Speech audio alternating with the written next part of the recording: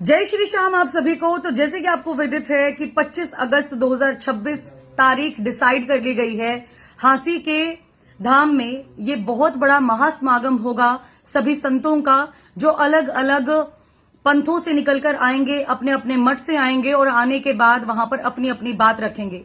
हमारा मोटिव सिर्फ और सिर्फ इतना है कि जो हमारे वेदों के साथ और शास्त्रों के साथ छेड़छाड़ करके एक ज्ञान गंगा नाम की बीमारी इस दुनिया में फैला दी गई है, इसको रोकना है। और इसको रोकने के लिए जो अभियान चलाया गया था पाखंडवाद को खत्म करना, वो अब एक नया मोड़ लेने जा रहा है।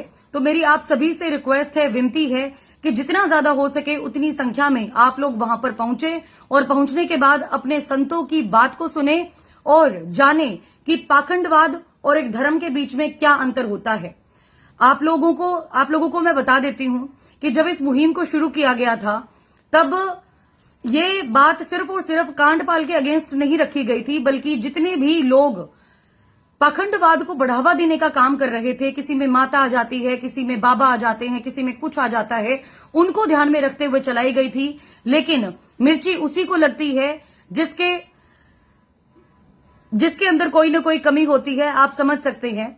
और इसकी वजह से इनके अनुयायियों ने, वही बात है कि एआई का इस्तेमाल कर करके बहुत भाइयों के बारे में गलत गलत वीडियो बना बनाकर डाली, मुझे नहीं छोड़ा, हमारे भगवानों को इन्होंने गालियां देने का काम किया।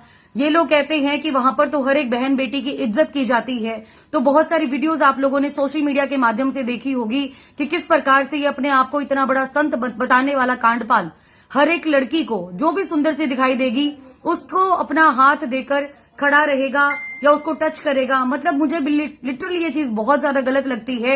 आज तक मैंने किसी भी बड़े संत को, जो असल में संत है, उनके टच होना तो बहुत दूर की बात है, बहुत दूर खड़ी हुई लेडीज देखी हैं, लेकिन इसके तो पैरों में जा जाकर गिरती हैं।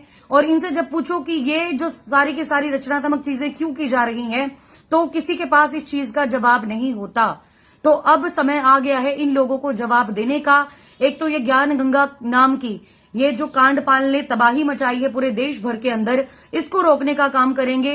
इसके जितने भी ये धाम चलाकर बैठा हुआ है, एक रिपोर्ट लेने का काम करेंगे कि ये आखिर चलाता कैसे है ये अपने इस धाम को। इन्होंने बहुत बड़ा एजेंडा चला रखा है लोगों के पैसे लूटने का। उसके बाद अपने आप को सही दिखाने के लिए लगा देता है लोगों की हेल्प के लिए, और उसके बाद कहता है कि जी मैंने तो इतना बड़ा काम कर दिया, अन्नपूर्णा योजना चला दी, ये वो।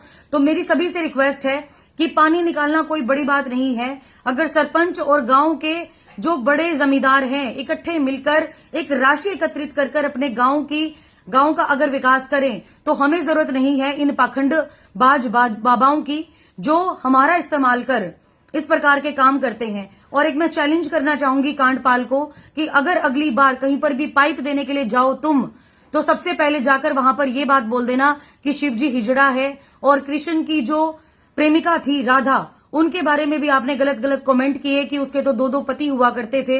इस तरीके की बात बोलना, उसके बाद देखना आपका किस प्रकार से भव्य स्वागत पूरे गांव के अंदर किया जाएगा।